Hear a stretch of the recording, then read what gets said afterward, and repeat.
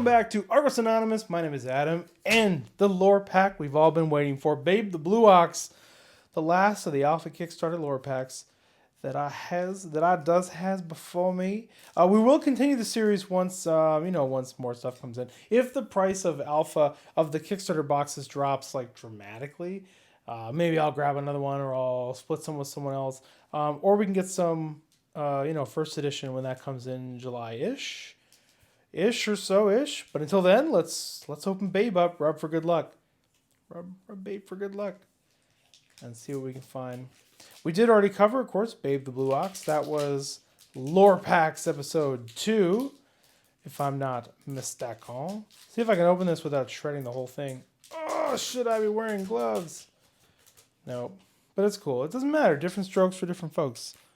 I'm a little reckless, and that's all right. Telekinesis. Cool, we'll skip it because it's a spell. The Frozen People, contender number 1. Beastie humanoid frozen people.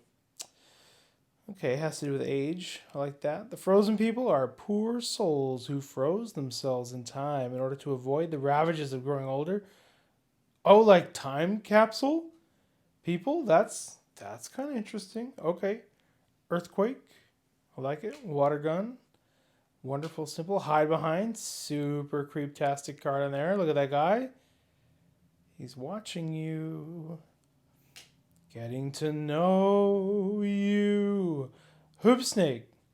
Don't you just feel like that sometimes? Like that's me at work. Just endlessly eating my tail. All right. Huggin Molly. Oh, man. That's creepy. So she's a contender too, huh? Oh, look at that. We got a reverse holo bunny man. Oh, I like that. Oh, man, that's cool. That's a good hit. I like that a lot. Man, that looks good too with like the purpley dark. I like it. And an ocean. Okay, so this is we already did Bunny Man, so we'll pass on him. We'll just sleeve him. There we go. And pass on him. So what do we have? This is a tough one. Hoop Snake would be kind of funny. Frozen People could be interesting. Huggin Molly. What do you got? Do you want creepy? Do you want creepy? Do you want Hoop Snake for a little silly, little funsy silly? What does that say? Often mistakes for a tumbleweed. Mistakes? Is that supposed to say mistaken? Nah. The irony here, it's the word mistakes. Anyway, for a tumbleweed or a spare tire, these fearsome critters are slightly less elegant than their European Ouroboros? Sure. Counterparts. Okay. Yeah, I dig it. And then Frozen People. Don't you wonder, is this talking about modern day, like, cryogenic type stuff? Or is this something else entirely? Poncho. Poncho is a prolific artist.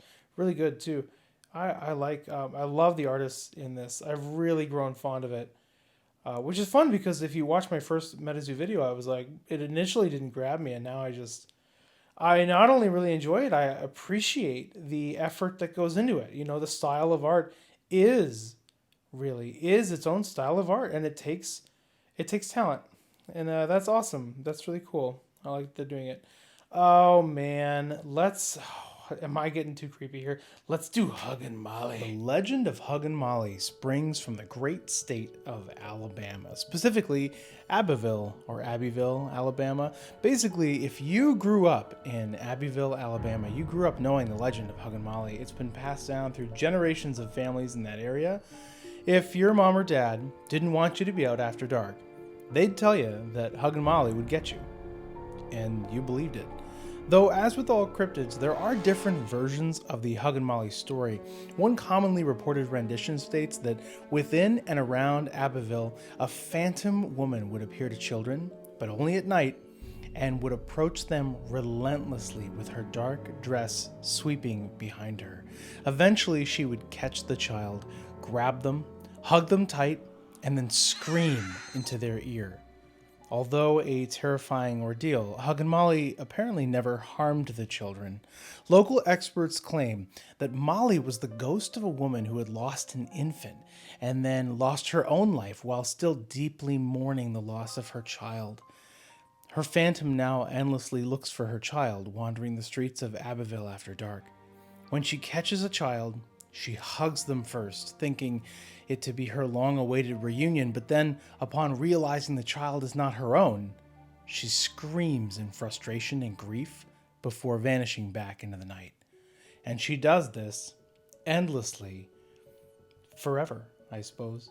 So if you go to Abbeville, Alabama, you'll see evidence that this local area knows the legend of Huggin Molly. There's actually a Huggin Molly cafe you can go to. You'll see it in gift stores and postcards, things like that. It's part of the local folklore. It's part of the lore. And if you grew up in that area, you'd see this card and say, yep, that's how I grew up. And you probably still, when you wander around the streets at night, you might still have some hairs on the back of your neck rising, thinking that at any moment, Huggin Molly might jump out to get you.